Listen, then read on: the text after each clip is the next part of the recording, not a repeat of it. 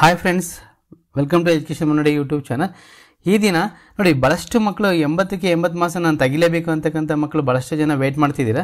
ಅವರಿಗೋಸ್ಕರ ಒಂದು 80ಕ್ಕೆ 80 ಅಂಕಗಳನ್ನು ತೆಗೆದಿರ್ತಕ್ಕಂಥ ಒಂದು ಪೇಪರ್ನ ಡಿಸ್ಕಷನ್ ಮಾಡ್ತಾ ಹೋಗೋಣ.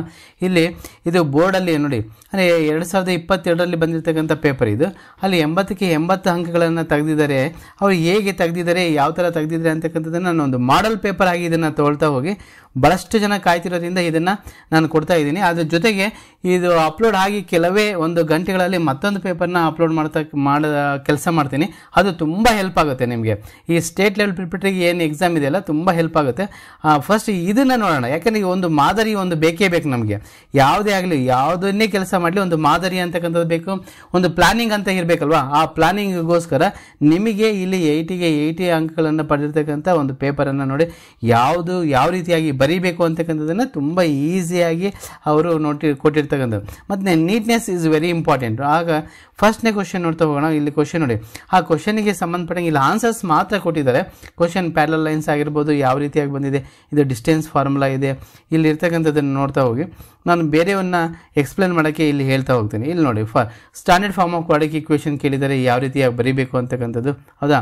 ಮತ್ತು ಕೆಲವು ಫಾರ್ಮುಲಾಸ್ ಇದೆ, ಇದು ನಮಗೆ ಈ ವರ್ಷಕ್ಕೆ ಸಂಬಂಧಪಟ್ಟಂಗಿಲ್ಲ. ಇಲ್ಲಿ ನೋಡಿ, distance between the X Axis ಅಂತ ಕೇಳಿದರೆ ವೈ ಆಕ್ಸಿಸಿಂದ ಬರೀಬೇಕು, ಬರೆದಿರ್ತಕ್ಕಂಥದ್ದು. ಆಮೇಲೆ ಸ್ಕೋರಿಂಗ್ ಅಸೆಂಡಿಂಗ್ ಆರ್ಡರ್ ಬರೆದು ಮೀಡಿಯನ್ ಅಂದರೆ ಮಿಡ್ಲ್ ಮೋಸ್ಟ್ ಟರ್ಮ್ ಅಂತ ಕರಿತಾ ಹೋಗ್ತೀವಿ, ಹೌದಾ. ಆಮೇಲೆ ತೇಲ್ಸ್ ಥಿಯರಮ್ ನೋಡಿ, ಈ ವರ್ಷನೂ ಇದೆ. ಆ ತೇಲ್ಸ್ ಥಿಯರಮ್ನ ಯಾವ ರೀತಿ ಎಷ್ಟು ನೀಟಾಗಿದೆ ನೋಡಿರಿ. ಈ ನೀಟ್ನೆಸ್ ನೋಡಿ, ಇದನ್ನು ಮೇಂಟೈನ್ ಮಾಡಬೇಕು ನಾವು, ಅದು ಇಂಪಾರ್ಟೆಂಟು. ನಿಮಗೆ ಈ ಉದ್ದೇಶ ಏನಂದರೆ ಯಾವ ರೀತಿಯಾಗಿ ಅದನ್ನು ಮೇಂಟೈನ್ ಮಾಡಬೇಕು ಅಂತಕ್ಕಂಥದ್ದು ಐತಲ್ಲ, ಅದು ಇಂಪಾರ್ಟೆಂಟು. ನೋಡಿ, ಸರ್ಫೇಸ್ ಏರಿಯಾ ಅಂತ ಕೇಳಿದ್ದಾನೆ curved surface area of the cone pi R L ಅಂತ ಕೇಳಿದ್ದಾರೆ.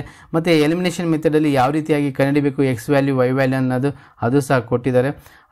ಮತ್ತು ಏನು ಫಾರ್ಮುಲಾ ಹಾಕೊಂಡು ಮಾಡ್ತಕ್ಕಂಥದ್ದು ಗಿವನ್ ಎಷ್ಟು ನೀಟಾಗಿ ಅಂದರೆ ಅಚ್ಚುಕಟ್ಟಾಗಿದೆ. ಯಾವುದೂ ಸಹ ಒಂದು ಮಾರ್ಕ್ಸನ್ನು ತೆಗಿಯೋಕ್ಕಾಗಲ್ಲ, ಆ ರೀತಿಯಾಗಿ ಬರೆದಿರ್ತಕ್ಕಂಥ ಒಂದು ಮಾಡೆಲ್ ಪೇಪರ್ ಇದು. ನೀವು ಸಹ ಇದೇ ರೀತಿಯಾಗಿ ಬರೀರಿ. ಉದ್ದೇಶ ಏನಂದರೆ ಇದೇ ರೀತಿಯಾಗಿ ಬರೀರಿ ಅನ್ನೋ ಉದ್ದೇಶಕ್ಕೋಸ್ಕರನೇ ಈ ಪೇಪರ್ನ ನಾವು ತೋರಿಸ್ತಾ ಇದ್ದೀವಿ. ನಿಮಗೆ ತುಂಬ ಹೆಲ್ಪ್ ಆಗುತ್ತೆ. ಯಾವುದೇ ಆಗಲಿ, ಒಂದು ಔಟ್ ಆಫ್ ಔಟ್ ಬೇಕು ಅಂತಂದರೆ ನಾವು ಹಲವಾರು ಪೇಪರ್ಗಳನ್ನು ರೆಫರ್ ಮಾಡಿದರೆ ಮಾತ್ರನೇ ಔಟ್ ಆಫ್ ಔಟ್ ಬರೋಕ್ಕೆ ಚಾನ್ಸಸ್ ಇರೋದು. ಹಾಗಾಗಿ ನಿಮಗೆ ಇದನ್ನು ನೀಟಾಗಿ ನೋಡಿ, 4 ಮಾರ್ಕ್ಸ್ ಏನು ಆಗಲಿ 3 ಮಾರ್ಕ್ಸ್ ಆಗಲಿ ನೋಡಿ ಎಷ್ಟು ಈಸಿ ಇದೆ. ಇಲ್ಲಿ ನೋಡ್ಕೊಳ್ಳಿ, S9 ಕೊಟ್ಟಿರ್ತಕ್ಕಂಥದ್ದು, ಈ AP ಇರ್ತಕ್ಕಂಥದ್ದು ಆಗಿರ್ಬೋದು, ಮತ್ತೊಂದಾಗಿರ್ಬೋದು, ತುಂಬ ಈಸಿ ಇದೆ, ಹೌದಾ. ನೆಕ್ಸ್ಟ್ ಇದು ನೋಡಿ, ಮೊನ್ನೆ ಎಕ್ಸಾಮ್ 2-3 ಪೇಪರಲ್ಲಿ ಇದೇ ಸೇಮ್ ಕ್ವಶನ್ ಪೇಪರ್ ರಿಪೀಟ್ ಆಗಿರ್ತಕ್ಕಂಥದ್ದು.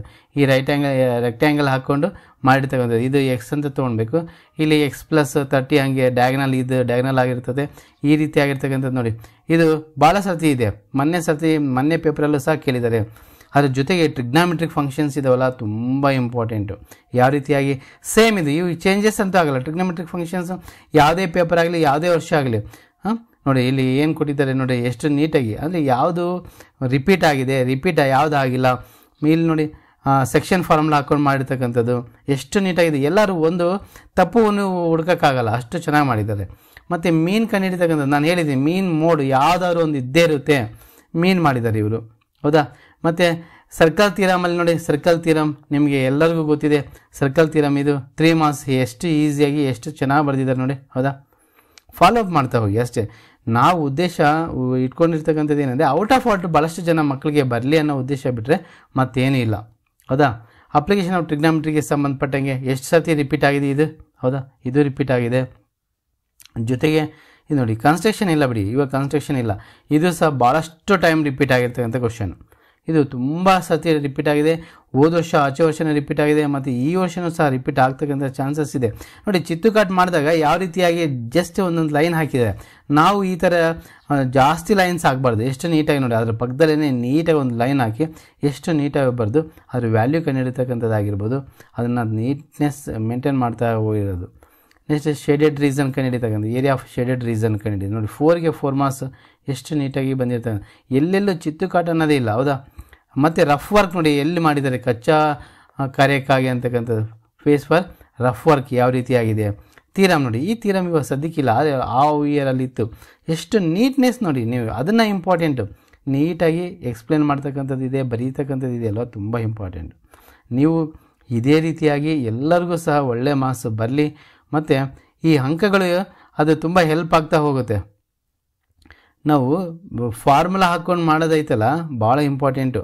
ಮತ್ತು ಇಲ್ಲಿ ನೋಡಿ ಇದು ಇಲ್ಲ ಇವಾಗ ಸದ್ಯಕ್ಕೆ ನಿಮ್ಗೆ ಇದು ತೆಗೆದಿದ್ದಾರೆ. ಗ್ರಾಫ್ ನೋಡಿ, ನಾನು ಗ್ರಾಫಲ್ಲಿ ಹೇಳಿದ್ದೀನಿ, ಯಾವುದೇ ಗ್ರಾಫ್ ತೊಗೊಳ್ಳಿ, ನಾವು ಡೈರೆಕ್ಟಾಗಿ ಮೆಥಡ್ ಹೋಗ್ಬೇಡ. ಇದು ಈ ಥರ ಇದೆ, ಈ ಮೆಥಡಲ್ಲಿ ನೋಡಿ ಗ್ರಾಫಿಗೆ ನಾನು ಇಲ್ಲೊಂದು ಬಾಕ್ಸ್ ಹಾಕಿ ತೋರಿಸ್ತೀನಿ. ನಾನು ಎರಡಕ್ಕೂ ಗ್ರಾಫ್ ಹಾಕ್ತೀನಿ. ಇಲ್ಲಿ ಇದಕ್ಕೆ ಸಂಬಂಧಪಟ್ಟಂಗೆ ನಾವು ಗ್ರಾಫ್ ಏನನ್ನ ಎಳೆಯೋದಾದರೆ ನಾನು ನಿಮಗೆ ಫಸ್ಟಿಗೆ ಹೇಳಿಬಿಟ್ಟಿದ್ದೀನಿ. ಇಲ್ಲಿ ಎಕ್ಸ್ ಮತ್ತು ವೈ ಅಂತ ತೊಗೊಳ್ರಿ, ಇಲ್ಲಿ ಡೈನಾಸ್ ತೊಗೊಳ್ಳಿ 0 0 ಅಂತ ತೊಗೊಳ್ಳೋಣ.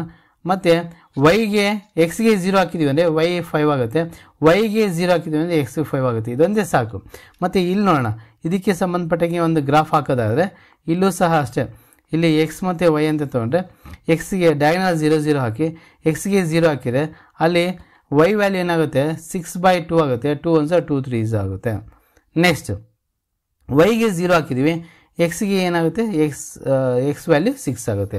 ಈ ಎರಡು ವ್ಯಾಲ್ಯೂ ಸಾಕು ನಮಗೆ ನೇರವಾಗಿ ಆನ್ಸರ್ಸನ್ನು ಪಡಿಬೋದು. ಮತ್ತು ಎಕ್ಸ್ ವ್ಯಾಲ್ಯೂ ಮತ್ತು ವೈ ವ್ಯಾಲ್ಯೂನ ಗ್ರಾಫಲ್ಲೇ ನಾವು ಎಲ್ಲಿ ಇಂಟರ್ಸೆಕ್ಟ್ ಆಗುತ್ತೋ, ಈ ಥರ ಎಲ್ಲೋ ಒಂದು ಕಡೆ ಇಂಟರ್ಸೆಕ್ಟ್ ಆಗುತ್ತೆ, ಅಲ್ಲಿಂದ ನಾವು ಎಕ್ಸ್ ಮತ್ತು ವೈಗೆ ಹಾಕಿದರೆ ನಮಗೆ ವ್ಯಾಲ್ಯೂಸ್ ಎಕ್ಸಾಕ್ಟಾಗಿ ಸಿಗುತ್ತೆ.